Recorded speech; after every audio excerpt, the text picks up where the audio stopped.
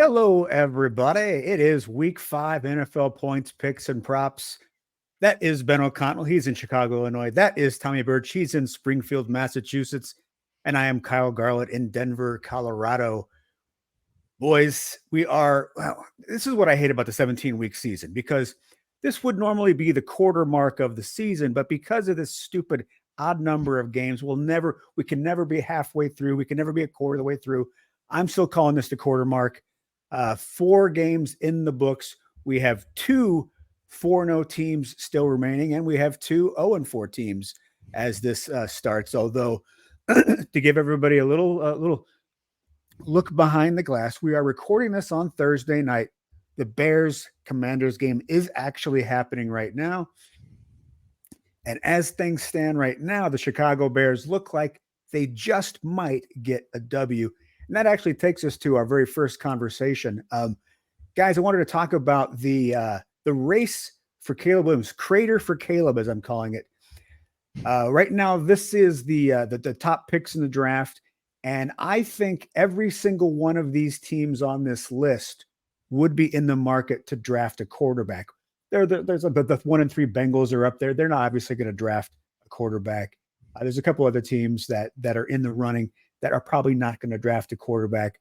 But the Bears right now in line for picks 1 and 2, since they've got the Carolina Panthers pick. The Raiders, I think the Raiders would absolutely go and get a quarterback. I think the Denver Broncos would too, even though Russ has looked okay this year. If the Broncos were to somehow, if Caleb Williams was to follow the Denver Broncos, I don't think Sean Payton would be able to resist. Vikings for sure, the Jets absolutely, and the Patriots. Well, considering that Mac Jones got benched last week, they are clearly in the market for a quarterback. So Crater for Caleb. I know there's some other good quarterbacks in the draft, but guys, Caleb Williams looks like the real deal. We look at these rookie quarterbacks this year. CJ Stroud looks fantastic. Anthony Richards looks fantastic. Caleb Williams has looked better than either one of those guys in college. It's college. I mean, you know how many guys play incredible in college and just don't translate to the NFL. So, Tommy, are you not a Caleb Williams fan? I love Caleb Williams, but I just take every college player with a grain of salt. Okay, fair enough. I'm very hesitant because I've been high on guys in the past that I thought were going to end up doing really well, and then they end up doing terribly. And I was very low on players that I thought were going to do terribly, and they end up doing really well. So the transition from college to the NFL, it has so much to do with the internal workings of the organizations. So many college guys just don't turn out to be good in the NFL just because of the systems they were in. Doesn't matter how many good stats they put up. UNC quarterbacks sometimes have difficulty. I mean, Ohio State quarterbacks have always had difficulty. CJ Stroud is 1 in a million. So it's really schematic wise. So I take everything just lightly because offenses in college and the NFL, especially for quarterbacks, totally different ball game. Wasn't Caleb Williams just talking about how he can make more money in college than he can the NFL? I mean, think about it this way. What if he doesn't go to the NFL and you tank your season anyway? Can you imagine how upset the city of Chicago would be with the number 1 and 2 picks for Caleb Williams to just not go into the draft? Wouldn't that low-key be the funniest situation that could occur here? That would be hilarious, but think about this. If Chicago has the 1 and 2 pick as they're projected to right now, I mean, I know they're up right now in our Thursday night game that we're recording during. If they end up with 1 and 2, they could really convince Caleb to come out if they say, "Look, we're getting Going to you give you number Marvin 1, Harrison Jr. we're getting Marvin Harrison number 2. How would you feel about having Marvin Harrison and DJ Moore as your receiving core?" I think that Caleb Williams there's a chance he'd take that risk. Oh, the Bears saying that you can have a cool receiving core. That sounds familiar, doesn't it? Listen, you still have to play with the C on your head, dude. That's a big burden to carry, man. I don't know if I would leave college for that. All jokes aside, though, yeah, this guy can absolutely change the projection of a franchise. This guy is going to become the face of the franchise regardless where he plays. And he's going to help a team out a lot, I think. I'm excited to see what he does. So one other thing I wanted to take note of. So it's mostly just because I have fun with memes, and I want to prove to everybody that the old guys can also do memes. The AFC South. So when the season began, this was the AFC South. It was going to be the Jaguars, and then the three dumb dragons. You had the one cool dragon, Jacksonville, and then everybody else was the dumb dragon. But now we're 4 games into the season, and we've got 4 pretty good dragons. Everybody in the AFC South is 2-2. Now that's going to change this year or this week because a couple of them are playing each other. But man, this is actually a pretty good division. They're better than a lot of the divisions in the NFL right now. And man, I mean, any of these teams really could make the playoffs. The Titans have probably been the most up and down in terms of they've had some really bad losses, but then their 2 wins have also been really good wins, including just beating the crap out of the Bengals this week. You've got then the 2 rookie quarterbacks in this division that have been fantastic. And of course, Jacksonville, the incumbent division champion, they're over in London for the 2nd straight week. But I mostly just wanted to show that I'm hip enough to know what the I know this meme is maybe a year or a couple of years old now. It's not the freshest meme there is, but it was one that I could find and I could add graphics to. So that's why we're using it. But the AFC South, not such a terrible division after all. One of the exciting parts of the AFC South too is just how young it is. You look at the Colts, you look at the Jags, you look at Houston. Those are young cores that are only going to get better as time progresses. Tennessee, obviously, they're a little bit more of the older crew here, but still a competitive team. This is going to be a fun division to watch down the end stretch of this season. I think it's going to be pretty competitive. Well, guys, Tommy, did you want to weigh in on the AFC South? Yeah, I was gonna say that I think that my biggest concern right now is why the Jaguars are 2-2. I mean, everybody thought that we thought that the other 3 teams were going to be mediocre, if not worse, and then the Jaguars are taking a real big step back. I'm losing a lot of confidence in that team. I'm not gonna lie, guys. Yeah, I mean, they have been concerning. There's a lot of things going on with that offense that are troubling. They're not nearly as good as we all. I mean, the assumption was that you had Calvin Ridley this mix, and all of a sudden they were just going to explode because really they had everybody back from last year, and they were adding this really dynamic wide receiver, and we just haven't seen it. We were going to have Tank Bigsby added to Travis Etienne, and this running game was going to be that much better, and that really hasn't happened. And then you've got guys like Trayvon Walker who continue to not meet expectations on the defensive side. But you still have Trevor Lawrence who, he shows the flashes that he is the star we thought he would be. He just needs to be more consistent. It's a good division. It's a fun division. I don't suspect that we're going to see the Super Bowl champion come out of that division, but it's really a fun division. There's not any of those teams that I wouldn't watch now, and I did not think I'd want to watch the Titans after week 1, and here they are playing pretty good football. Derrick Henry had a great game. It's good to see him look like Derrick Henry again, although they are a little long in the tooth. Obviously, DeAndre Hopkins is on the last couple of years of his career. Henry is on the downward slope, and Tannehill may not be with the team next year. All right, guys, it is time for our game. I did have some good time to put together a game. And Tommy, you actually, your team was the inspiration for this game. Thinking about Christian McCaffrey and what are the chances that he could actually win the MVP award? Because it's become such a quarterback's award now. But man, McCaffrey has been fantastic. It's hard to look at what he's done for the 49ers these first 4 weeks and not say he's the most valuable player in the league. So we are going to do an entire game around non-quarterback MVPs. All right. So we're not going to talk about the Patrick Mahomes and the Lamar Jacksons. We're going to talk about guys who won the MVP award, but were not quarterbacks. All right. We good. So which one? It was Ben. Did you win last week, or was Tommy the winner? Do you remember? I won last. Ben won. Yep. All right. So Ben, you are going to go first. And since the Chicago Bears are on our televisions as we record this, who is the one Bears MVP? These are Associated Press MVPs. We're not going back to the 1930s. These are the Associated Press MVPs, which started in the 1950s. The one Chicago Bear who won MVP. Was it Walter Payton? It was indeed Walter Payton in 1977. Walter Payton was the NFL MVP. Well done.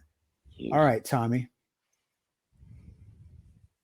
2 Buffalo non-QBs have won the award. Who are they? Buffalo. 2 Buffalo Bills who were not QBs have won the MVP award. Who are they? You know, it's terrible how I can't even think of one. My football You'll knowledge. kick yourself when you hear the response or the answer. Oh, don't say that to me. That really hurts. You know both of these players. I know both of these players. Well, maybe not personally. I don't know that you like have coffee with them on Wednesdays, but you do know who these guys are. You're a funny guy. Jeez, I'm sorry. I'm gonna have to skip this one. I feel terrible about this. Ben, do you have a guess? Is OJ one of them? OJ Simpson is indeed one of them. He rushed I don't even think of him as a 2,000 yards and he became the MVP of the league. The other one is. I do not know the other one. The other one is Thurman Thomas, Oh, the great running back of the Bills teams in the 1990s. Thurman Thomas and OJ Simpson both won MVP awards for the Buffalo Bills. All right. Back to you, Ben. In the strike-shortened season of 1982, this man was 4th in the NFL in scoring, and he was not a running back, a quarterback, or a wide receiver, yet he won the MVP award. Who was that man? I know this was before you were alive, but he is unique in the history of the MVP award. Morton Anderson. It was not Morton Anderson. Tommy knows. What were the positions that it isn't again? He's not a quarterback, a wide receiver, or a running back. So we're talking about the formerly Redskins kicker, last name Mosley. I don't know the first name. That's good enough. Mark Mosley was indeed the MVP. He finished 4th in the league in scoring. Marcus Allen scored 14 touchdowns in that shortened season last year. Mark Mosley, long field goal of the year of 48 yards, won the award. What the hell were they? What were they smoking back in 1982? Anyway, yes, that is correct, Kyle. Tommy. You got that. They're smoking a lot of things. It was the 80s. They were snorting a lot of things. Okay.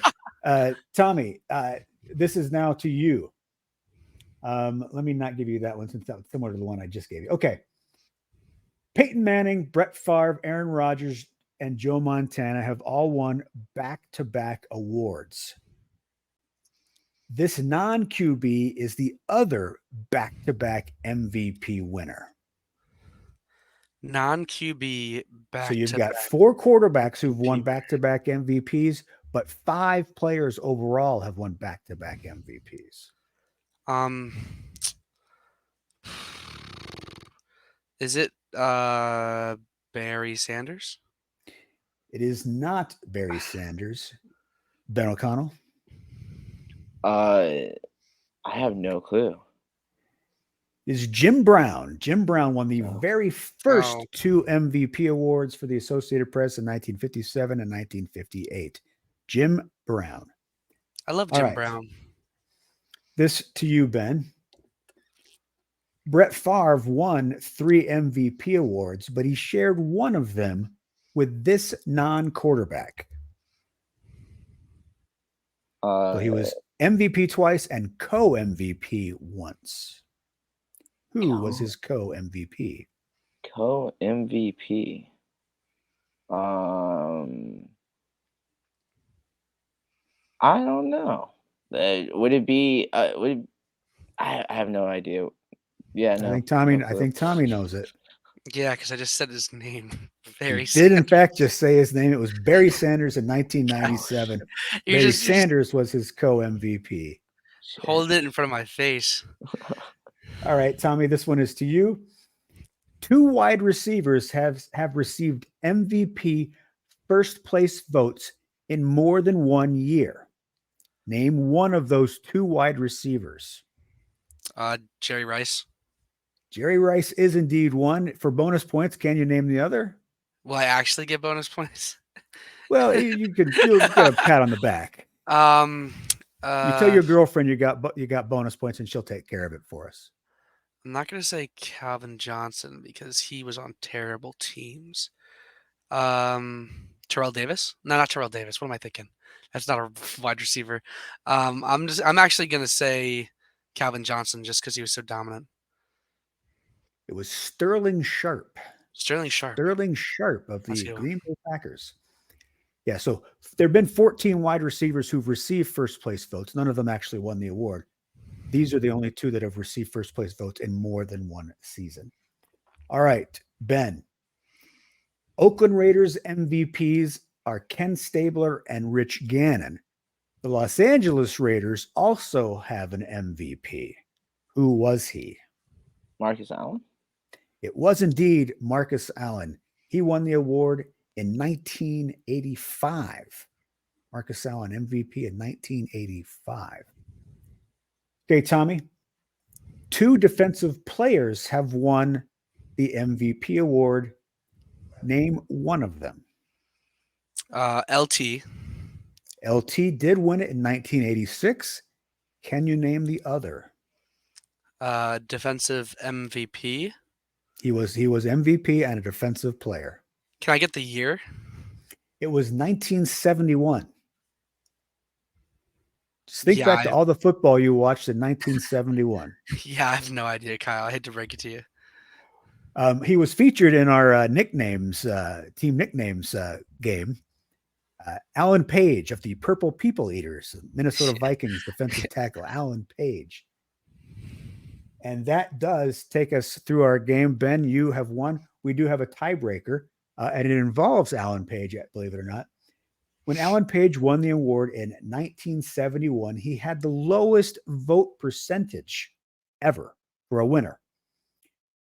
Who could be closest to what his vote percentage was?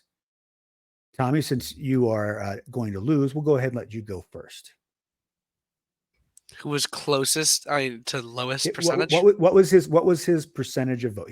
His was the lowest percentage ever for a winner. What was the percentage of the vote that he received? I'm gonna go with 21%. Ben, you do not need to guess because Tommy hit it right on the head. It was 21%. 21% of the vote in 1971. 13 different players received first place votes that year, which is why his 21% was enough to win the award. Well done, Tommy. Sadly, we didn't have a tie because that would have been a hell of a way for you to win it. That's fine. That's the best way to go out. I'll take that. But yes, so Ben, that means that you are going to go first with your picks. That means that we are going to put you in the special box. And we are going to start with the Eagles at the Los Angeles Rams. Yeah. So the Eagles and the Rams on a 4-point spread. This is absolutely terrifying for me because if we were just betting money lines here, I'd feel so much more confident telling y'all the Eagles have this one in the bag. With a 4-point spread, however, I'm gonna this is a buyers beware type of take on this game. The Rams are 3-0-1 against the spread.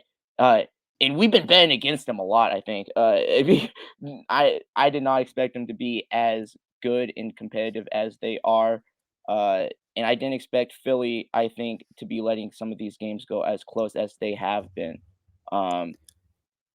I'm gonna go I'm gonna go with Philly to win by 5-7 here. I will not be putting money on it. I will be watching this game intensely to see what happens, but this one kept me up at night last night.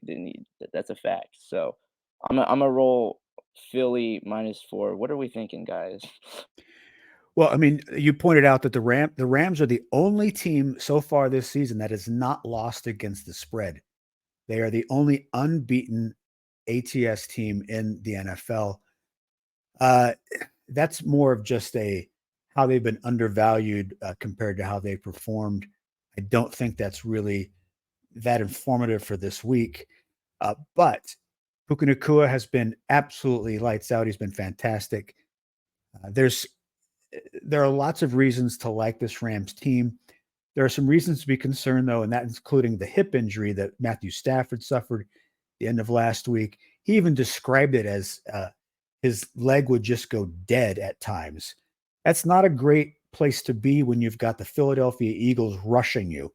They're pretty good at getting after the quarterback. Stafford doesn't have the greatest mobility anyway. He's now got a leg injury that's going to slow him down even further.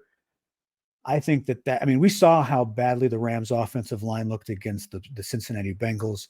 This is now the Philadelphia Eagles. From that matchup alone, I love the Eagles pass rush versus the Rams offensive line. So I am with you. I'm going to go with the Rams or with the Eagles. And I feel a little bit better about it than you. I would put some money down on this. Not a lot. I'm not going to go crazy because the Rams at home, we saw they did cover that spread against the 49ers. They're a much better team than we all thought they would be, but I still like the Eagles. I was a little worried at first.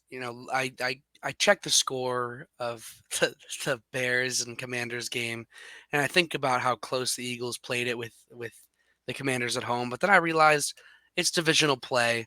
It's a whole different ball game, and the Eagles are still undefeated. The Eagles are going to win by a touchdown to Los Angeles, and I think that it's not going to be as close as we anticipate. And can I just say one thing? Ron Rivera, go for 2. God damn it. You are on the road. You are the underdog on the road. You have a 50-50 chance to win the game right there on the final play. You decide to go to overtime, allow the Eagles to regroup, knowing that your odds of winning have now dropped considerably because this team is at home. You have this defense on the ropes. You just march down the field to score a touchdown to get within a point. Go for 2. Well, how did you get the nickname Riverboat Ron? Isn't that mean you're a gambler? Go for 2. That's not even a gamble. That's a smart football play, and you kick the extra point and then lose it. You deserve to lose in overtime after doing that garbage. Go for 2, Ron. All right, that's my rant. I was about to say, since we don't get to talk about the Commanders tonight because they're playing on Thursday, I wanted to go after Ron right there. I go after Josh McDaniels every week for his terrible coaching decisions. Ron, you're not exempt. Go for 2 next time when you're on the road. All right. Sorry, guys. you're all good. Isn't it a crazy league where Ron Rivera is the conservative coach? What happened, huh? What happened? I don't know. It's sad. It's sad. You got the Eagles on the ropes. You've got a chance to win the game right there. Now we'll go to overtime on the road against the better team. Big division game too. Yeah. All right. Just question it all. But yeah, got another game for you up the slate It's a here. pretty good game. Oh my goodness. And behind the scenes information here, I've been flipping this back and forth all day in my head. I literally right as we jumped into the studio, I texted Kyle. I said, "You know what? I got to switch my pick. I got to go with the Indianapolis Colts. And let me tell you why. They won me over with that fight, okay? When you talk about, I've been ragging on the Broncos for giving up early, for teams giving up early throughout the season. That's something that I think you should call out. If a team stops giving it their all, right? You got 4 quarters to play. You really need to give it all 4 quarters. Dude, this Colts team, they were battling back and they had every opportunity to pack it up and go home against the Rams last week, and they didn't. They battled back, heartbreaker in overtime. Defense just couldn't get it done. But I really liked the fight that they showed in that game. Tennessee absolutely dominated Cincy last week, which like I'm sure we'll talk about them later. But Cincy, what happened to you? It's kind of weird to see Twitter without so many Bengals fans thinking that they're going to be champs. So early. But yeah, no, that for me was a game that was speaking more about how far down Cincy is than how much further up Tennessee is playing. I do think that Tennessee is overperforming to what my expectations of them were prior to the start of this season. Um, but I really like this Indy team. They obviously got some fire in them. They're gonna be at home, big division game. Like we were saying at the opening of the show, this division is gonna come down to a couple games, especially these divisional games. They know this already early on in the season that this is going to be an important one. I like the Colts to get it done at home. Well, I just love Shane Steichen as a head coach. He looks like he is in absolute total control. He's got all these players buying into what he's telling them. Anthony Richardson, we were all like, "Oh man, this guy's it's going to take him a long time." He had very few starts in college. He's still now what he's on his 17th start after high school, and he looks great. I mean, yeah, he only had like 11 completions last week, and there are some times where his passing isn't very accurate. But is there any doubt the ceiling that he has, the athleticism that he has? When you watch Aaron Donald having a hard time taking Anthony Richardson to the ground, you got a pretty special player. I love this Colts team. I think the Titans defense is very good, but I like the Colts at home. I don't know. There's just something about them. There's something that's worth rooting. It's only a pick 'em too. I think actually the spread has shifted since we first started looking at this. I think the Colts may be favored by 1.5 right now. If you can still find the pick 'em, absolutely go for it. But I'm taking the Colts even if they're having to give up a couple of points. I like them. Was it Lucas Oil, whatever they are. Lucas Oil? I don't know if they've changed the name since then. But the crowd is loving this team, and I think that the Titans are a no-show on the road. I think that the reason I'm with the Colts pick on both your sides here. I think even if it was like a 3-point spread, that's a lot of confidence on my end. But the reason I say that is because the difference between these two teams is the level of consistency. The Colts, regardless, win or loss, you trust them to put up 20 points. They're averaging about 25 points per game. They haven't dropped under 20 the whole season. You know they're going to put up points, even with the backup at quarterback, and they're going to be competitive through and through. The Titans, on the other hand, at first they lose to the Saints. They're putting up 15 points. Then, oh, wow, they beat the Chargers. Incredible. And then they get blown out by the Browns. And, oh, they blow out the Bengals. It's just a coin flip every week on whether the Titans are going to play like a good football team or if they're going to play like the Titans of last year and the year prior. I'm not the biggest fan. I think that the Colts, just due to their streamline, like you know what you're getting out of the Colts. And when you're betting and putting your money on something, you want to know what you're putting your money into. And that's why I have confidence in putting money on the Colts when it's you don't know if you're going to be throwing your money away if you bet on the Titans every week. All right. Baltimore Ravens, Pittsburgh Steelers. Ravens, third divisional game on the road, looking to go 3-0 in the division on the road. That would be a pretty impressive start. Yeah, and I've said this a couple times now on this podcast. I'm just not sold on this Steelers team. What happened? They have no offense, and last week they had no defense. Uh, and the defense really was keeping them through their wins so far this season. I just don't think that they can do that against this Ravens team, and Ravens have been beat up. They've been beat up the past few weeks. The Ravens will always be beat up. That's kind of just a truth that you have to accept with this team. Um, I I like them to get it done in a big divisional match. Both teams hate each other here, but I am just not sold at all on this Steelers team, and it's going to take a lot for me, I think, to really start backing them. You know what I mean? They've just been underperforming a lot. I'm not sold on Pickett. There's just yeah, there's a lot going on with Pittsburgh right now that I'm not a fan of. I'm gonna be staying away with them from them financially for the time being, regardless of their opponent. I love the Ravens in this situation. I'm gonna take them with 3.5. Um, Ben, it makes somewhat sense that you're not a big fan of the Steelers' offense. They are 32nd in EPA per dropback. They are 32nd in success rate, and 20% of their dropbacks lead to first down passes. That is worst in the NFL. This passing attack is the absolute worst in the NFL. Kenny Pickett is performing like the worst starting quarterback in the league. So, yeah, this team is awful. The Ravens are starting to get healthy. Marlon Humphrey was at practice this week. Ronnie Staley is back to practice. Um, uh, Justice Hill was practicing. This is a team that's getting a little healthier, playing good football, and they're going against a team that does not look like they have any idea what they're doing on offense.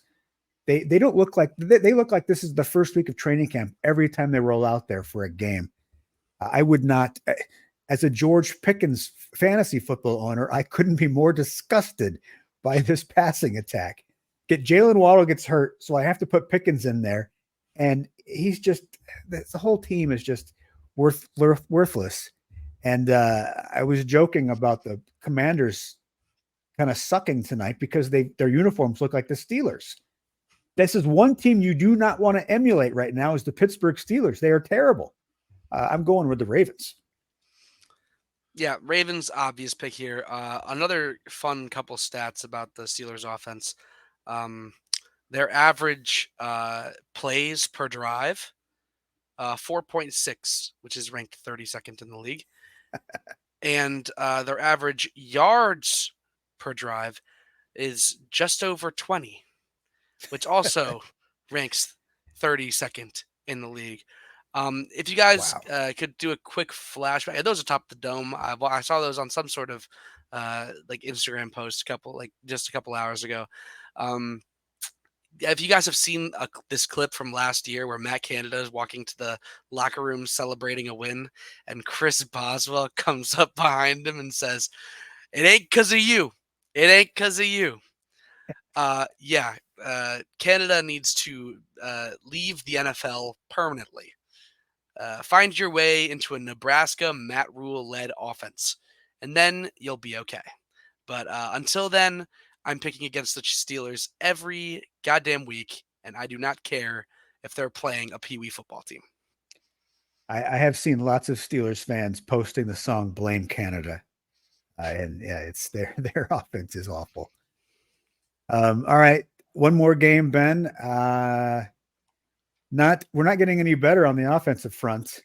New Orleans Saints at the New England Patriots. Man, is this what y'all felt like going into the Broncos Bears game last week? As someone with skin in the game, I wouldn't know, but I looked at this game and I said, "Wow, what a stinker!" Uh, man, neither of these teams are what they were in the early 2000s, are they? No, that's just a good memory for both of these fan bases, huh? And now they get to go do battle in Foxborough. This will be fun. I'm sure. I was looking up Derek Carr just to see if he would be in this game, and I have to tell you the funniest thing. If you Google Derek Carr right now, at least at the time of recording, the first thing that pops up is the headline uh, Derek Carr is waking up at 3 a.m. thinking about poor performance on field. And boy, you can take him out of the Raiders, but you can't take the Raiders out of the boy, can you? No, this guy still sucks. It's like both of the Carr brothers suck at football or something. I don't know. Unfortunately, it just hasn't really transitioned well for either of them into the professional game.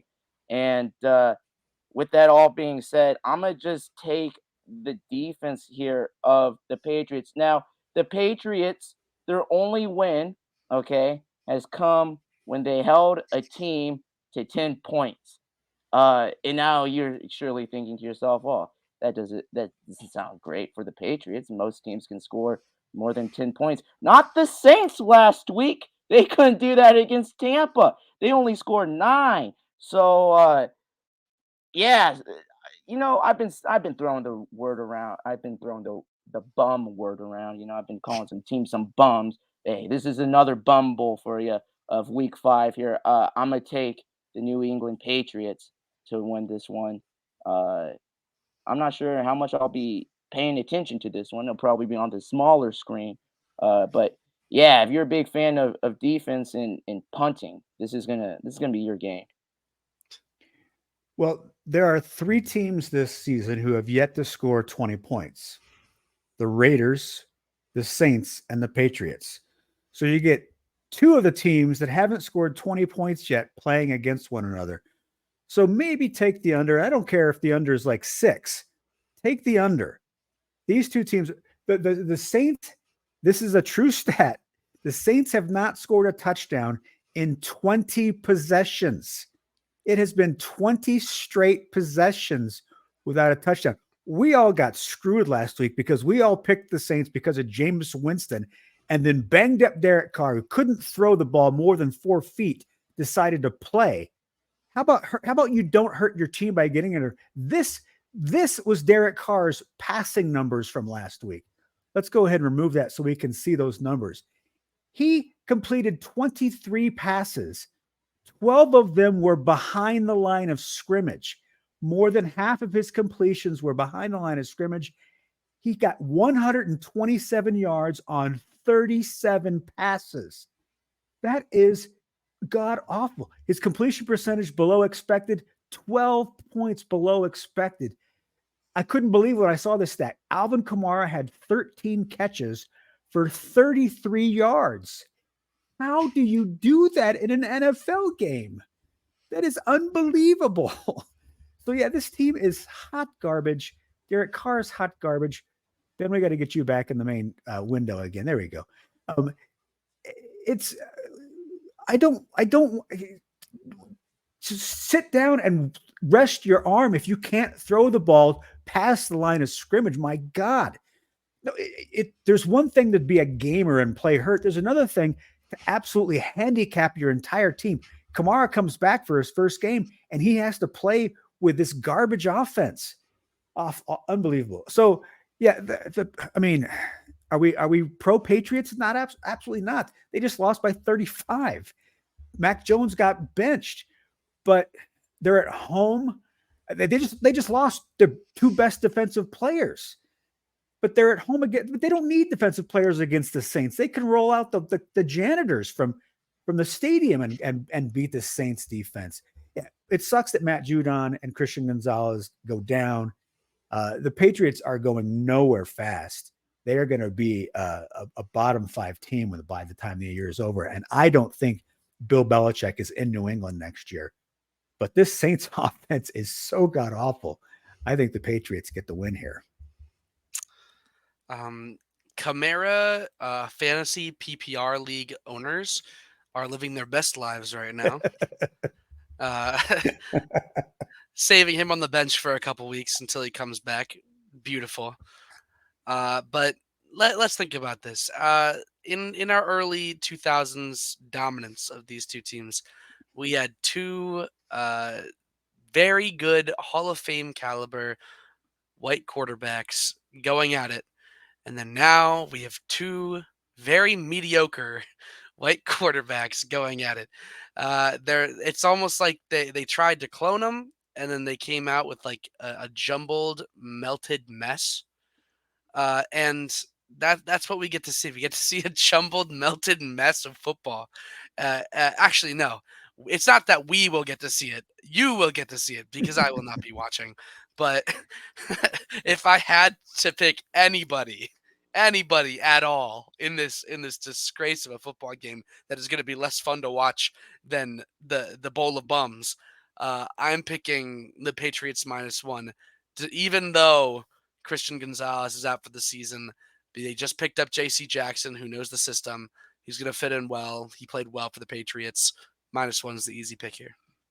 One thing before I leave this beautiful big window here, in a couple months, the Army-Navy game is going to be in the exact same stadium as this one. I almost guarantee you they score more than the Patriots and the Saints do this weekend. Wow, what a state of affairs for these two teams, huh? If this game was Winston versus Zappy, I might watch it. But who cares about Carr versus Jones? Not me. Aren't you glad y'all are paying for Sunday ticket for this one? Oh man, I bet you're glad. Look at Kyle hopping on the backup quarterback train. I thought that I was alone on that one. No. All right. Thank you, Ben. We appreciate you. Tommy, you are now up, and you are going to be starting with the third team who has yet to score 20 points, the Las Vegas Raiders, and Devontae Adams' revenge game. I mean, do I really have to defend this pick? I mean, Green Bay has proven themselves to be miles ahead of the Raiders, and even if you want to consider their team's level when it comes to talent, because obviously there's some star talent in Las Vegas, I can't lie about that, but it's just you have to look at the coaching, the difference in coaching. I mean, that coaching is what makes or breaks the football game. And when you have Josh McDaniels, it's almost guaranteed to be a break. Poor Josh. Jordan Love has been playing phenomenally. I mean, I understand they lost by 2 scores to the Lions last week, but the Lions have proven themselves to be one of the best teams in the NFL so far this season. And Jordan Love has consistently has been pretty consistent. And I know, 2 picks last week, whoopee, right? It's not going to keep that way. We have seen his talent. He just, he's got to get better at making his reads. He's young, hasn't seen a lot of playing time in the NFL. We're going to see a very good game out of him, especially against the Las Vegas Raiders defense. The Raiders are last in turnover margin. They are last in rushing. They are second to last in points per drive. They are third to last in third down conversions. It doesn't matter if they've got the rookie Aiden O'Connell, or if they've got Jimmy Garoppolo, or if they've got the ghost of Kenny Stabler. They are a terrible football team. Josh McDaniels is a terrible football coach. There's absolutely no way he will be the coach, or he won't be a head coach anywhere next year or ever again. This should be the last experiment of Josh McDaniels as a head coach. The Raiders are bad. Devontae Adams is an all-pro and future Hall of Famer, and he is just somehow he's managing to put up great numbers on a team that's terrible. The Packers, though, what I saw today, that 55% of the stadium is expected to be Packer fans. Everybody in Green Bay going out to Las Vegas for this one. What? The Raiders have no home field advantage. They've got nothing going for them in this game. And I think I would probably go ahead and buy some points on here. Make this Packers margin, maybe 3.5 to 4. I think the Packers win this game by a touchdown, because I think the Packers score 28 points, and the Raiders ain't getting past 17. It's just not in the cards for them. So, yeah, I like the Packers to win this game pretty comfortably. May I interject real quick? I would like to add that the Raiders never have home field advantage. And if you guys have seen, do you guys know what their stadium's called? I don't know. It's so irrelevant. Allegiant Stadium. Allegiant Stadium has I've watched I've seen some documentaries on different NFL stadiums, and Allegiant Stadium does not have a lick of Raiders memorabilia on its walls. If you walked in to Allegiant Stadium and there was not a Raiders game going on, you would have no idea that the Raiders played there. There is never a home field advantage. It is sad. It is embarrassing, quite Well, frankly. Vegas likes the Aces more than they like the Raiders. All right, like their WNBA team is genuinely going out there and winning titles. What are the Raiders doing? Just making a disgrace of a city that didn't really want them. Like, Yep. what's going on? what I think is the funniest aspect of this game could be just Devontae Adams putting up crazy numbers against his old team and then sitting there wishing that he was on the other sideline still, huh? Well, what a what a game this has the potential to be. Did you guys see that clip of the Raiders fans begging Mark Davis to fire Josh McDaniels? Oh Uh-huh. my goodness. I love me an owner like Mark Davis, though. He gets a haircut that's just as good as his team. Goddamn awful, just horrible. I like the Jeez, man. Packers here to just absolutely lay a whooping on the Raiders in Vegas. Yeah. Mark Davis telling all those fans to smarten up.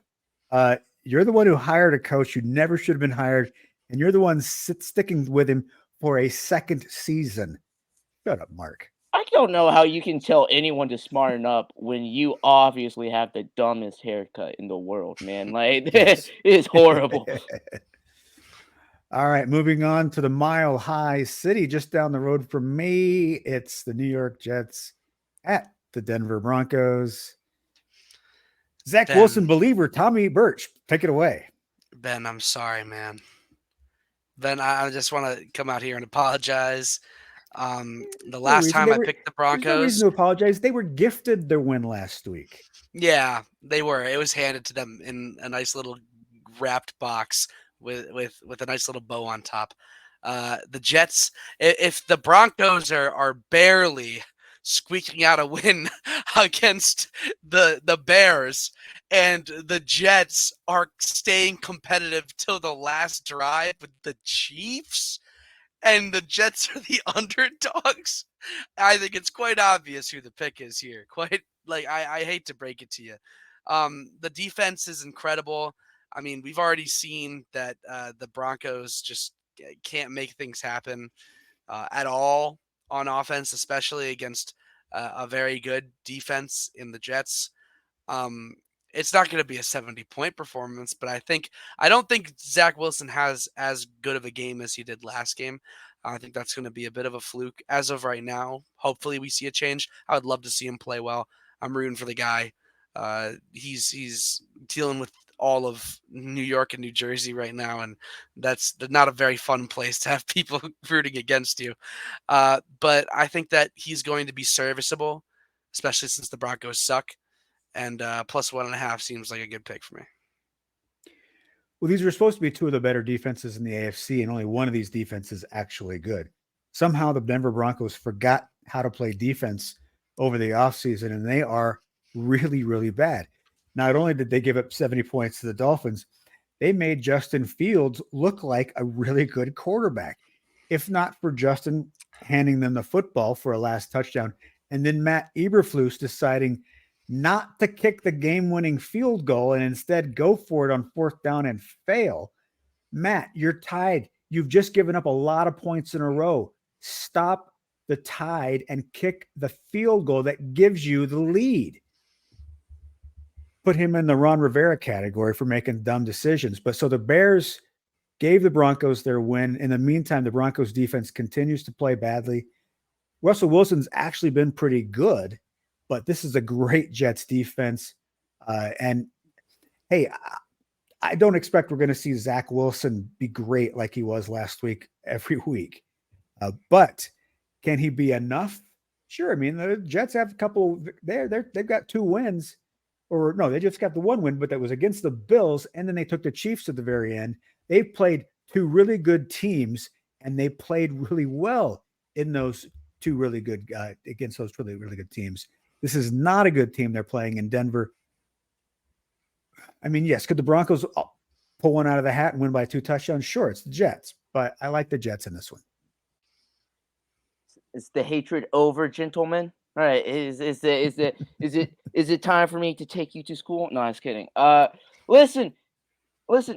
The Broncos are coming off of a very solid 10-point victory. Now, I know you're asking yourself, Ben, 10 points, scoreboard looks weird. Oh, I'm sorry. I'm living in the NFL where we only count touchdowns with 2 feet, okay? Come on now. They were gifted a touchdown early in the game. Every NFL fan can watch that replay and know that that was no touchdown for the Bears. Okay, who knows how that drive is supposed to end, okay? Now, let's just leave that there.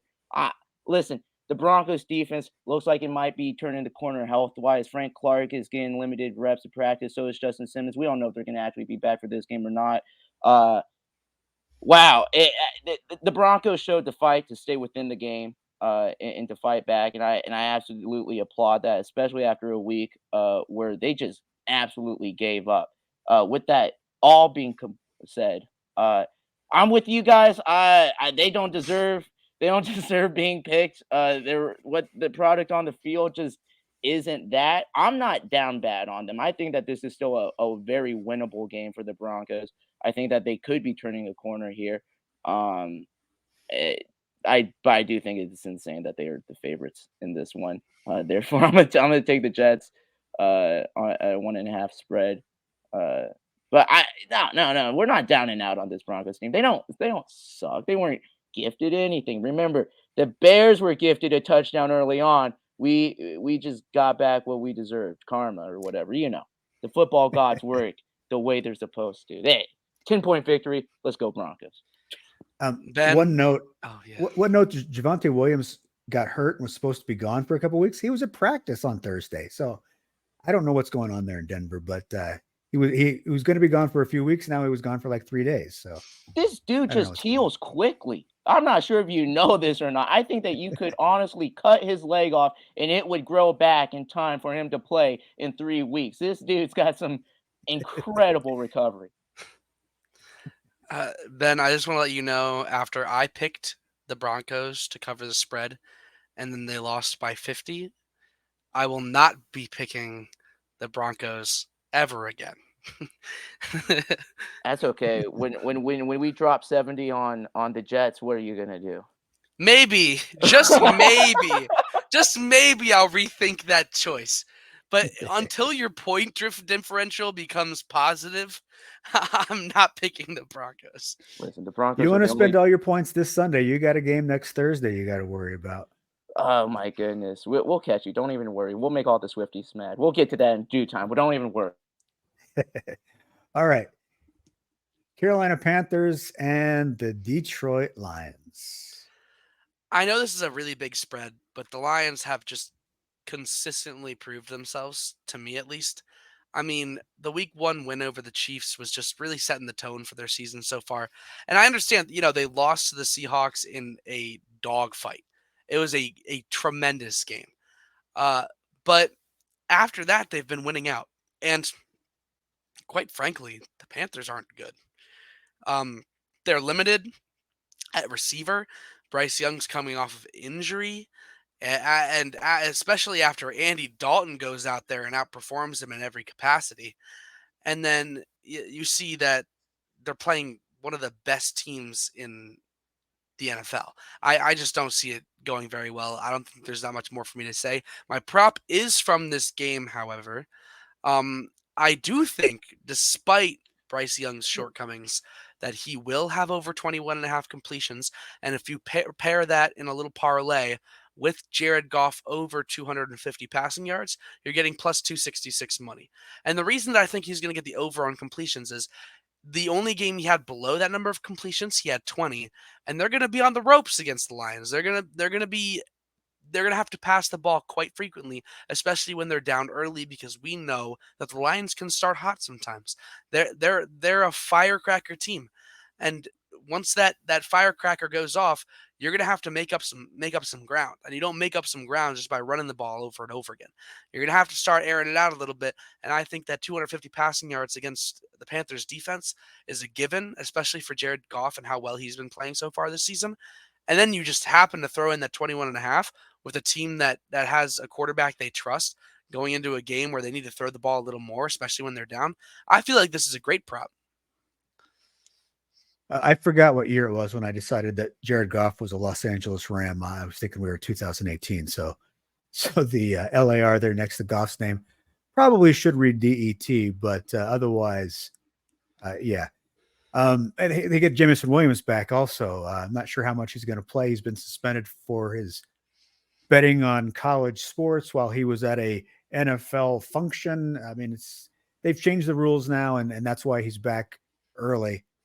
But I do like this prop because, like you said, Bryce Young's going to be throwing the ball a lot. He's probably going to be throwing high percentage passes, short, quick passing game. So we're going to see more completions than yards, and so I think that that's a good prop bet. Interesting. The Lions spread, I've seen 10 points elsewhere. The last time the Lions were 10-point favorites was in 2017 against the Cleveland Browns, and Deshaun Kaiser was their quarterback. This was the second year of the Hugh Jackson era in Cleveland when they went 1-31 over 2 years. So that's how bad the opponent had to be for the Lions to be double-digit favorites. They're now double-digit favorites because they're good. And that's a fun thing for the city of Detroit, for Lions fans, and just for NFL fans, because who doesn't love a good Dan Campbellism? So, yeah, I like the Lions. They're at home. Ford Field, it's the first time they've ever sold out all their season tickets since they've been at Ford Field. Fans are excited. Panthers are they're overmatched. They're winless for a reason. They're going to remain winless, and I think the Lions covered that spread back in 2017. They'll cover this one too. I love this Lions team. Y'all already know that. In fact, I was about 17 minutes away last week from just saying screw it and buying a Detroit Lions hoodie and hat and calling it a season. But let me tell you, this is a great football team. And Tommy, you even brought up that battle with Seattle in week 2, but that was really, to me, a game that said more about Seattle needing to bounce back after a horrible performance week 1 against the Rams. There's no loss of respect or evaluation in the Detroit Lions for me in that one, just because it's week 2, it's so early, and that emotional response from the Seattle Seahawks. Since then, they have beat Atlanta and Green Bay, both by 14-point margins. Both of those teams are at least a tiny bit better than the Panthers. Lions go on there, easily win by at least 2 touchdowns. Again, I love the Detroit Lions here, and I love your prop. All right. We're back in London. The Jacksonville Jaguars are there for the second straight week. Buffalo Bills, however, look like the best team in the AFC. Yeah, and I understand, we're back overseas and things change. The Jaguars, I actually didn't even think about this until now, really, that the Jaguars have been there, and they probably stayed there for the last week. But despite the fact that the Jaguars have become acclimated to the environment, I still think the Bills come in and put a little whooping on them. Josh Allen isn't going to be phased. I mean, you saw the connection with Stephon Diggs last week. It was impeccable. It's exactly what we wanted when they got paired together. Once Stephon got to Buffalo, this is what we envisioned. We envisioned Stephon being incredible, and I love it. I think that their whooping they put on Miami was just not even. I don't think it really discredits Miami that much. Miami's still an incredible football team. We all agree on that. I think they're still going to make a great playoff push, but it just proved that the Bills really are who we think they are and who we've been hoping they would be for the last couple of years. And I did pick them to win the Super Bowl this year. I said it was my last time doing that, and I have to stick to my guns. I think they are a significantly more talented team than Jacksonville, and despite the environment change, despite the time change, I still think that Buffalo is going to come out here and win by a touchdown. Well, yeah, we were talking about the Jags before we started recording. It's a disappointing offense. They've just really not been there. The expectations were high after their playoff win last year. The Bills came undone in week 1 because Josh Allen tried to do too much. Since then, he's playing smart football, and that's something he often plays with his hair on fire. The last 3 weeks, he's playing smart football, and look at the results. I mean, the Bills are just crushing people, and and it's not they dismantled a really good Washington defense. They hammered the Dolphins after they scored 70 points. Josh Allen right now is the MVP favorite. and he deserves it because of the way he's played. And yeah, the Jaguars are fully they've adjusted to the time in the UK because they've been there for a week. The Bills are going over there late. I don't think that's going to matter. Bills can sleep on the plane; they'll be fine. Jet lag, as somebody who used to fly back and forth to the UK and the United States a lot, jet lag usually only hits you really badly like that third day. Bills will be fine. Bills will win this game. And Bills will win this game easily because they are just right now the best team in the AFC. And that's not going to change for a while. First off, shout out to the Hotspur Stadium. It's going to be great to watch some true football being played there. Shout out to Sung Hyung Min. I hope to see a little cameo from him there in the stadium and taking in some of the NFL action. Shout out to the best Korean soccer player and probably the only great Korean soccer player we'll have in a long time. With that being said, gentlemen. I hate to be the contrarian in this one, but I think I'm going to have to. They've been staying there. They're ready. This is their second home, mind you. They basically live in the UK. They have so many games there, which brings in some fans. I wonder how Buffalo responds if they don't get out to a quick start. I do see that maybe the travel maybe starts them off a little bit slower.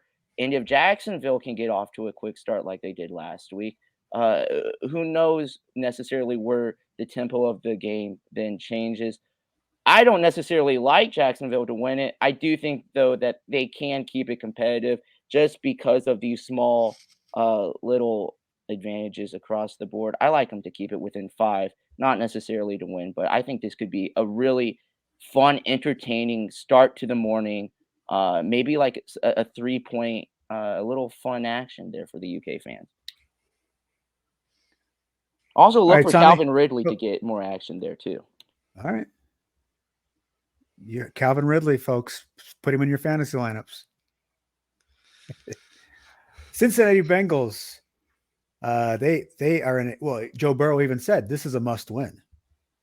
Yeah, and honestly, as much as they have been one of the most disappointing teams in the NFL so far this season, we have seen Joe Burrow. We know the past couple of seasons that he can step up when the moment gets tough, and in a must-win game against one of the I guess lower echelon teams in the NFL. I'm not going to say they're the worst team because they're not. I think I've seen a lot of things from the Cardinals that I really like, and I think they are incredibly competitive.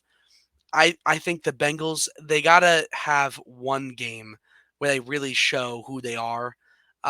They could still end up being 3-14 on the season, but they still got to win 3 of those games, and one of those games is going to be against the Cardinals.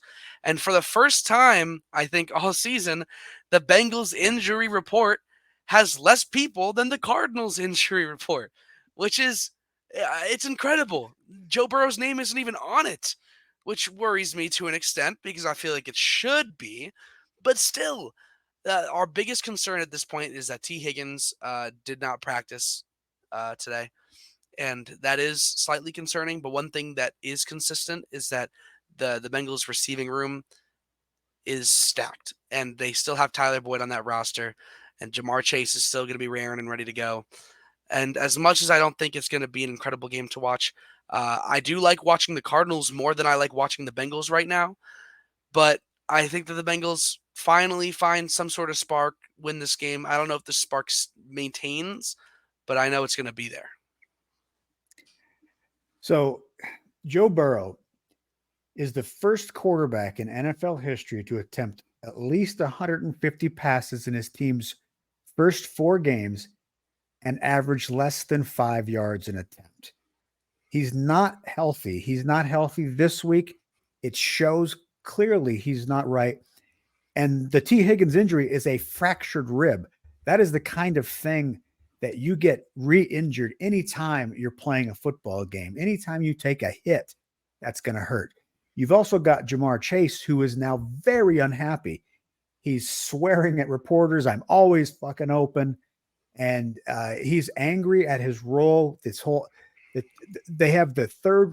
When you look at the offensive line aggregate rankings, which combines ESPN's win rate, the PFF ratings, and there's one other factor in there. This offensive line right now ranks 30th in the NFL. Burrow has the second least amount of time to throw of any quarterback in the league. There are all kinds of problems right now for the Bengals. The Cardinals, on the other hand, are 3-1 against the spread. They lost their first loss against the spread was against the 49ers. We're not going to hold that against them because 49ers are fantastic. This is a good, competitive Cardinals team. Joshua Dobbs has been very good. This team runs the ball well. The Cardinals have been one of the top 5 rushing teams in the league. We just saw Derrick Henry run over the Bengals last week. I think the Cardinals run the ball really well this week. I think the Cardinals cover this spread and they win this game at home. I think the Bengals are in free fall. This is going to be a lost season in Cincinnati. They'll be fine because they're going to have Joe Burrow going forward, but they're going to drop to 1-4. They're going to have a Ravens team that's 4-1, and they're going to be out of the division race after this Sunday. You look at these quarterback numbers just to piggyback off of Kyle. A quarterback with 728 yards, 2 touchdowns, 2 interceptions, and a 33.6% or 33.6 QBR. Let me tell you what, going into this before the season, if you had told me this, I would have assumed you were talking about Dobbs, but that is incorrect. We're talking about Burrow right there. Dobbs is 8-14, 4 touchdowns, 0 interceptions, a 67.6. That's the 8th best in the NFL currently right now. And he is just absolutely balling out for the position that he's been put in, which is a great thing for the Cardinals QB room because it means that Kyler gets to stay at home and play more Call of Duty. Because hell, dude, is not going to be doing much that Dobbs isn't already just out there doing for this team. He is a great quarterback, at least filling in for I really love his story. I like just watching him, and he's fun to root on. I'm this Bengals team, man. This is not the Bengals of the past couple of years. They're not that team that was competing to in Super Bowl contention.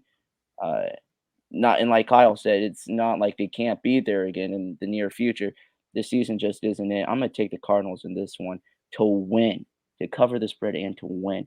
I like Arizona here. All right. Thank you very much, Tommy. I will now take the big box.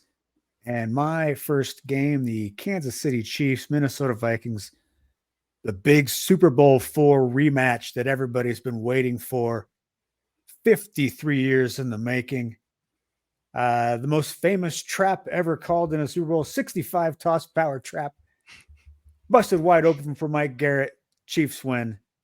And they are the NFL champions back as the NFL and the AFL merged. I know you guys will all be thinking about that game when you watch this game. This spread actually opened with the Chiefs -5. A lot of money going towards the Vikings. That spread has dropped to 3.5. So I like this Chiefs at 3.5. They're on the road. They obviously had a tight one against the Jets, but the Jets have a great defense, and the Jets run the ball really well. The Vikings don't do either of those things. All they really have is Justin Jefferson and on occasion Kirk Cousins. And then they have not much else.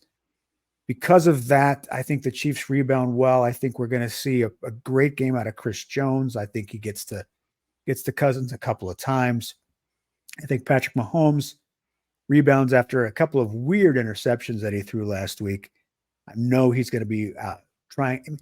This is going to be petty, competitive Patrick Mahomes, where he wants to prove that what happened last week was an aberration and that he is still the best quarterback in the league. I expect a big game out of him. Isaiah Pacheco had a big game against the Jets defense. I think he has another big game here. I think the Chiefs are going to put up 35 points. There's no way the Vikings can keep pace. Chiefs will win this game and they will cover the spread. I do agree that I think the Chiefs are going to win this game and cover the spread, but I actually think that the Vikings are going to keep up offensively. I just think I think that the Vikings might get to that 30-point range. I think the Chiefs are going to go above that. Every single game that the Vikings have played has been a shootout. It's just been scoring on scoring. And if you want to talk about scoring and which team is going to put up points, if we're talking about like who is the upper echelon of scoring in the NFL, let's talk about the Kansas City Chiefs. Those guys are probably top 3 when it comes to scoring offenses over the last couple of years. They could put up 40 against this Minnesota Vikings team. I could see a real world scenario where the final score is 42-35.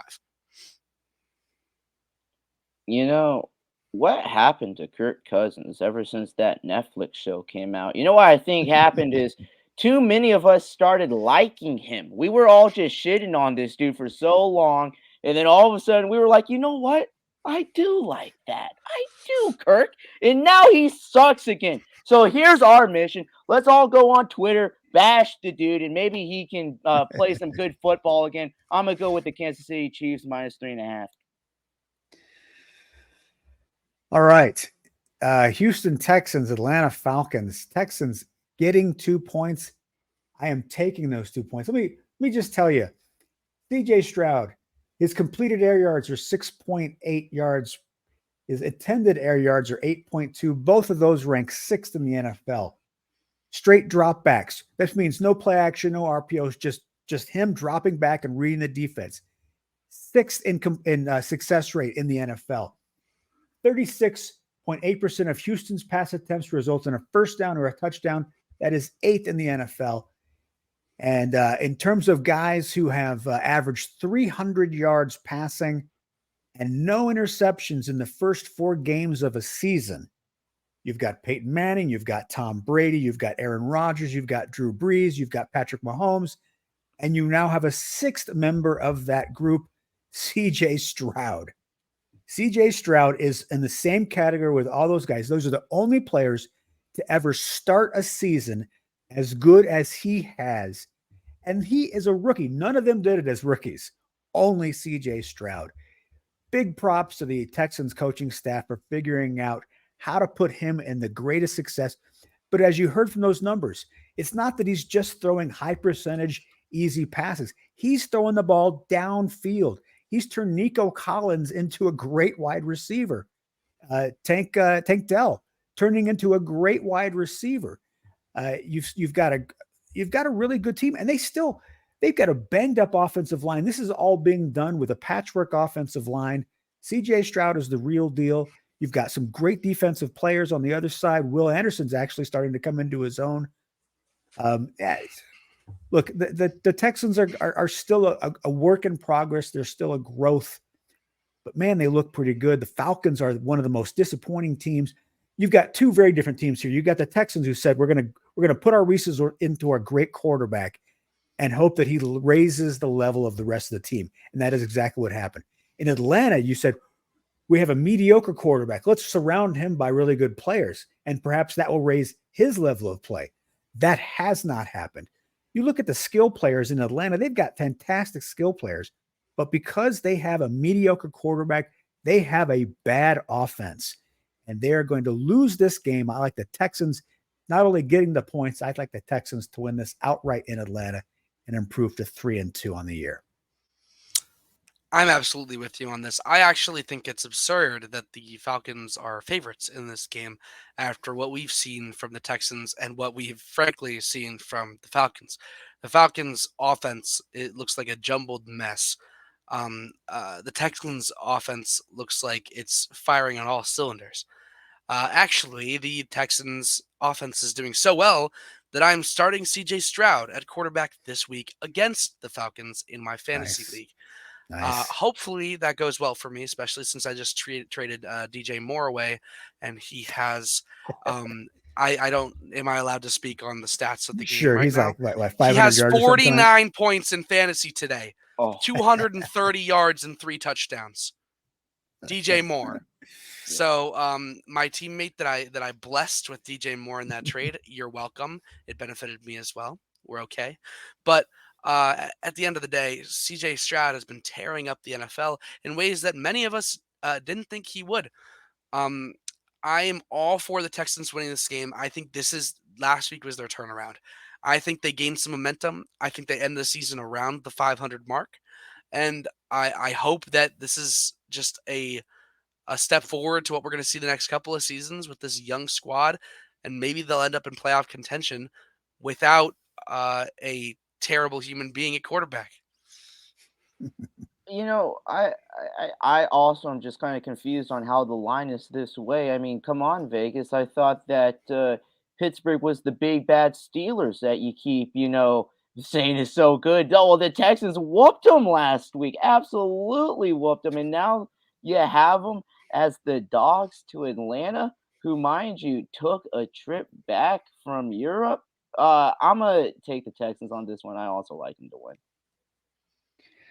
We're in the offseason when we all wanted the Falcons to go after Lamar Jackson. Yeah, maybe the Ravens would have matched no matter what the offer was.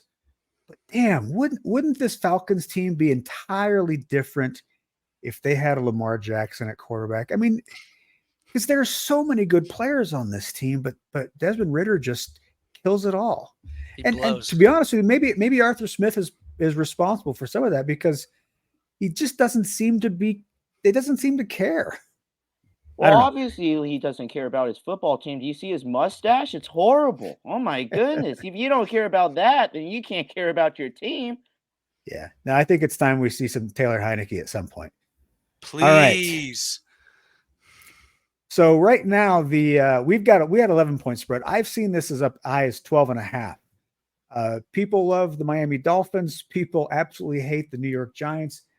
The Giants have been outscored in the first half this season 77-9.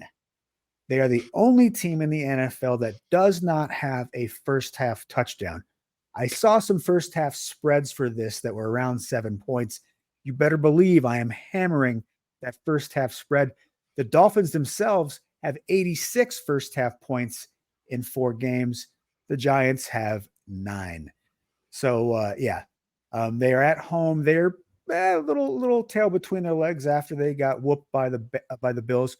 But Tommy, as you said earlier, that was not an indictment on the Dolphins as much as it was just a reminder as to why the Bills have won this division for the last 3 years. And that's even what Mike McDaniels said after the game was, this is why the Bills are the team to beat in this division. The Dolphins know it. They want to go out there and reassert themselves. There's no better get-right team than the New York Giants. It is amazing that the Giants won a playoff game last year, and now they are one of the worst teams in the league. Daniel Jones does not look at all like he's worthy of a big extension. Saquon Barkley, we think he might be back this week, but he's been out the last couple of games. Without him, this team is nothing. With him, they're not great shakes either. So, yeah, I like the Dolphins to just run away with this. They're not going to put up 70. They're not going to win by 50. But anybody believe the Dolphins aren't going to win this game by 2 or 3 touchdowns against the Giants? The biggest question is, what would the score look like between the Giants and the Broncos? I would love to know.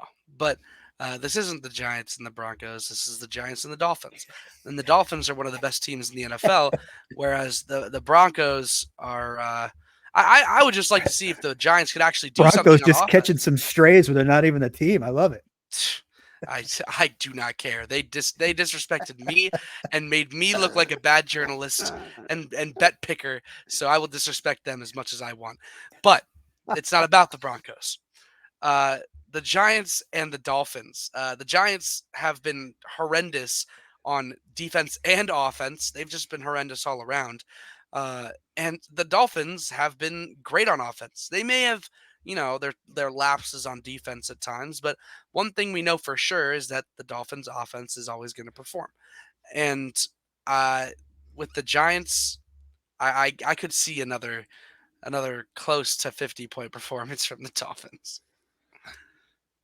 Dang, Tommy, what happened to you when you were a kid? Did Russell Wilson steal your lunch money or something? What you got against us? That was crazy. What a crazy start from that. I'm not even going to dignify that with a response. All I'm going to say is I loved Miami Dolphins in this game. They got a high-powered offense. I think that they could drop 70 points on anybody because you know what? They're that good. And, maybe that's just how good they are. I don't know. But I would go out there and hammer this Miami Dolphins line the second you hear it. Currently, I'm looking right now. I see some places having it at minus 12.5. I'd be surprised if it's not at 13, 14 by kickoff. Go get your bet slips in right now. Hammer this Miami Dolphins line because they are still one of the best offenses in football. And Ben, you have a proposition goodness. for this game. I have an amazing combined prop here. So I got Daniel Jones throwing at least one interception and over over 5.5 total touchdowns in the game. I think Miami could put up 6 by themselves if they really wanted to. But this gives them the option to be helped out by the Giants. I don't see a world in which Jones doesn't throw an interception. They're going to be down like 38, by the third. So they're just going to be airing it out all day. So that has to come through, right? Like this is easy money. Feels like it. Absolutely. Yeah. I mean, let's not forget that the Giants gave up 40 in week 1 of the Cowboys. They can give up points in big, big bunches. All right. Last game. And it's a big game. And Tommy, my goal here is to say everything that you want to say so that all you have to say afterwards is concur. Let me go ahead and get started here. So last week, the 49ers ran 53 plays in their win over the Cardinals. 30 of those 53 plays went for first downs. 5 of them went for touchdowns. That is 66% of all offensive plays resulted in a first down or a touchdown. That is freaking incredible. The 49ers punted one time, and that punt only came after they picked up 3 first downs. This is an offense that is doing everything it wants on the football field. The most yards per route run since 2007. Well, Randy Moss in 2007 averaged 4.6 yards per time he ran a route. He was the gold standard, but besting him now is Brandon Ayuk at 4.9 yards per route run. That's not per catch. It's not per target. That's every time he runs a route, he's averaging 5 yards a play. That's incredible. That's better than Randy Moss when he set all those records in 2007 with Tom Brady. And that speaks nothing of Christian McCaffrey, who leads the NFL in rushing and who now is a legitimate MVP candidate as a non-quarterback. This team is incredible. And let's talk about how you can be an efficient quarterback as a guy. It was a month ago. Like, well, is his elbow okay? We don't, it was just in January that Brock Purdy hurt his elbow. Is he gonna be any good? Well, yeah, he's gonna be good. Let's go ahead and get this on the big screen here for us to look at. Let me get that off there. Right there at the very top. This is overall production for this season. Brock Purdy, number 1, and by a long shot. This is an EPA added to his team. Estimated points added. Expected points added. He is by far the best quarterback in football. It's as good as Tua has been, as good as Josh Allen has been, Patrick Mahomes. They're nowhere near what Brock Purdy has done this year for the 49ers. And just last week, this was the board. This was the quarterbacks from last week. This is EPA per play, and then it is completion percentage above expected. Look where Brock Purdy is. He's in a league of his own right now. He's nowhere near everybody else. He is just kicking the crap out of everybody. We're not even talking about their defense, which is fantastic. This is just this offense. They can beat you in so many ways. And Kyle Shanahan has figured out how to use all of his weapons, keep all of them happy.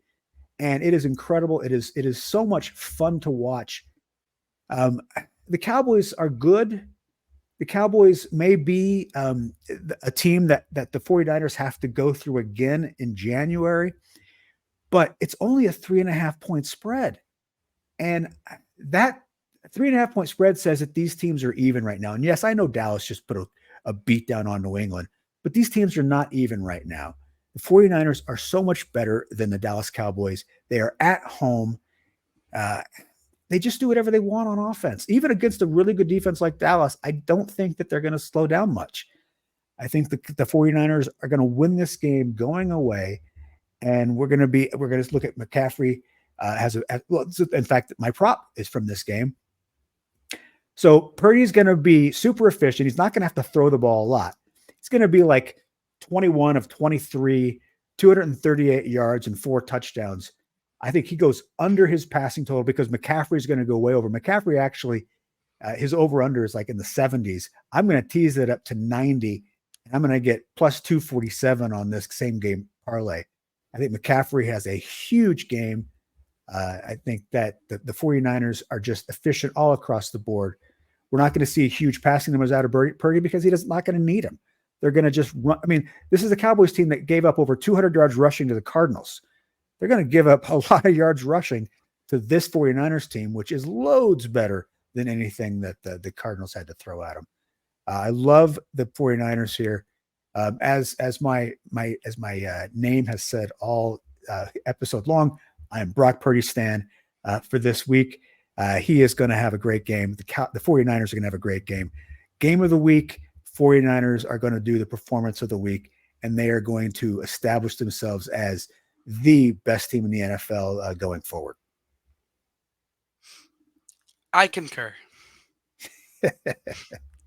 Man, Brock Purdy, wasn't he just Mr. Irrelevant or something? I have no idea. I'll tell you what, though. I'm out here in Des Moines right now, just 30 minutes south of Ames, Iowa, or as we like to call it, Lames, where Brock Purdy played his college ball. There is some serious 49er fans out here now. They have all given up on the Chicago Bears, and they are all rolling with the dude that they knew could ball before the rest of us. You know what? I'm rolling with y'all. I love the 49ers here, minus 3.5. Tommy, would you like to say anything more about your team? Yes, I would. And it's not necessarily all positives about my team, to be honest with you. And I think as of right now, it's quite difficult to argue that the San Francisco 49ers may be the best team in football. They're so well-rounded. They do everything right on both sides of the ball. But I think that not enough credit is being given to the Dallas Cowboys. And I understand, San Francisco is the best team in football, but this is a rivalry. This is a heated rivalry, and Dallas is going to come out swinging. And on defense, and we know that when these two teams play each other, all cards are off. You see plays you've never seen on an NFL team before. You see Ezekiel Elliott at center. We've never seen something like that. But I do think the Cowboys are going to put up a fight. Yeah, I think the 49ers are going to win this game. They're going to cover the spread. But I think the Cowboys are going to make it a little difficult on them because they have a history. And it doesn't feel like it's not a divisional game, but it feels like a divisional game. And I think the energy is very similar to a divisional game, and we all know what happens in divisional games.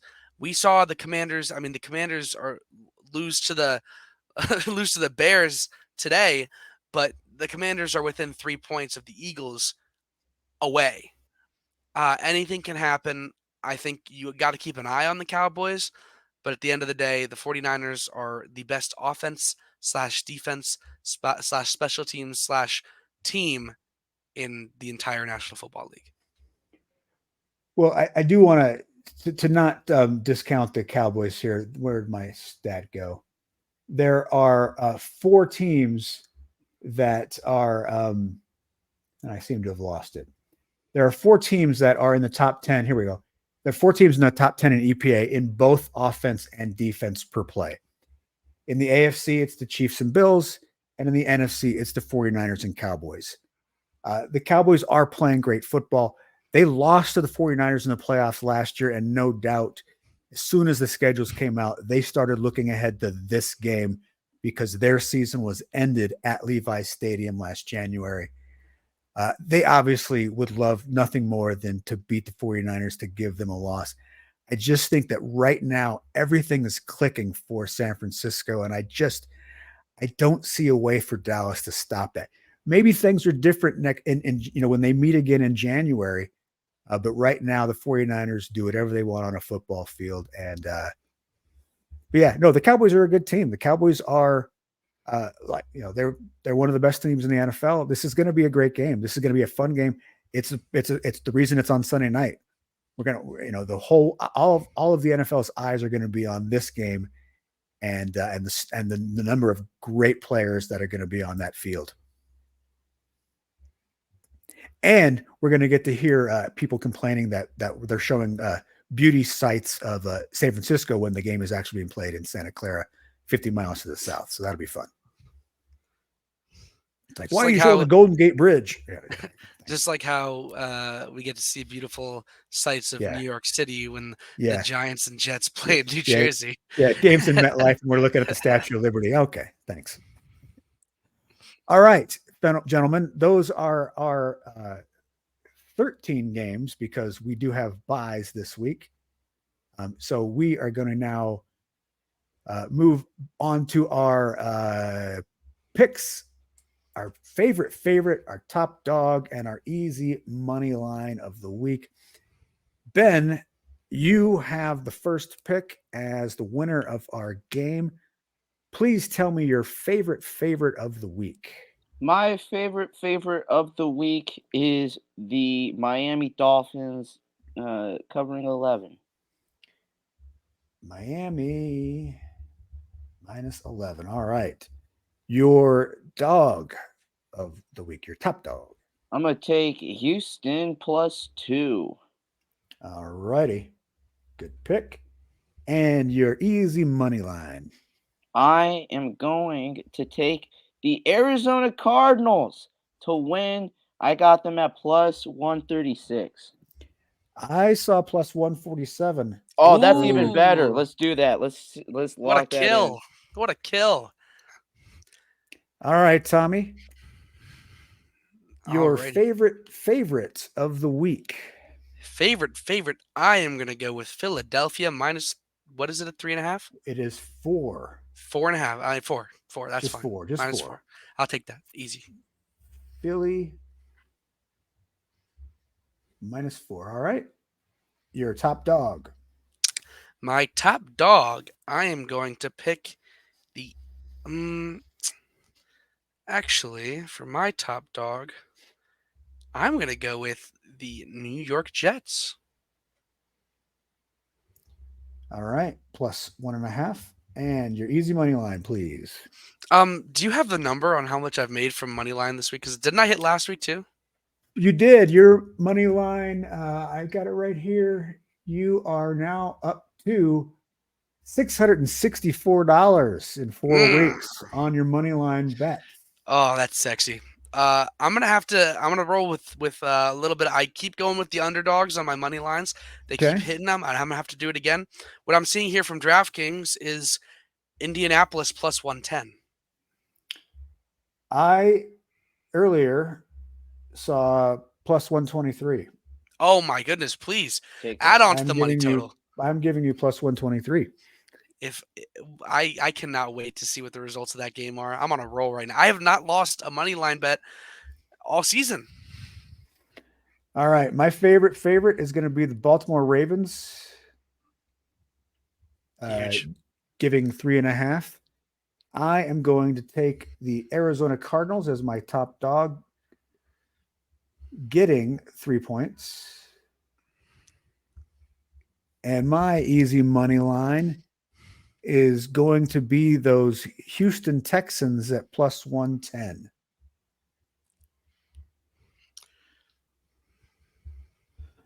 All right. Gentlemen, week 5 in the books. Some real dogs of some games and some real good games. Where do you think more points will be scored in Levi Stadium or at Gillette Stadium? Any guesses as to where there'll be more points scored on Sunday? It's going to be, I mean, the toss up between which one of those games I'm going to want to watch. Sheesh. But some great games out there. Some really great performances so far through the first 4 weeks. And Tommy, great performances. You're up $664. All of us have done really well in our favorites and our easy money lines. We are, especially on our top dogs, all of us have hit 3 of our 4 top dogs so far this season.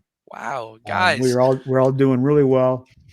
I'm not doing so great on the money line, and Ben's up $181, so that's not terrible at all. But you are absolutely slaying it.